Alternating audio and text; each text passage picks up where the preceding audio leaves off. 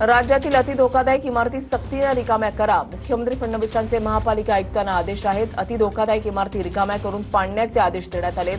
भिवंडी दुर्घटनेच्या नंतर मुख्यमंत्री फडणवीसांकडून गंभीर दखल घेण्यात आली आहे. काल भिवंडी इमारत दुर्घटनेमध्ये 10 जणांचा मृत्यू झाला. अतिधोकादायक इमारती सक्तीने रिकाम्या करा आणि त्या पाडून टाका असे आदेश फडणवीसांकडून देण्यात आलेले आहेत. भिवंडीमधली जी इमारत दुर्घटना झाली, कोहिनूर इमारत दुर्घटनेमध्ये 10 जणांचा मृत्यू झाला. कॅटेगरीच्या ज्या बिल्डिंग्स आहेत तिथे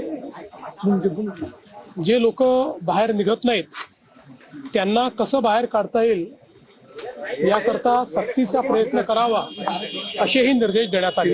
C1 कॅटेगरी म्हणजे धोकादायक इमारत म्हणून घोषित झाल्यानंतर तिथनं लोकांना बाहेर आपण काढतो. काही लोक दुर्दैवाने निघत नाहीत.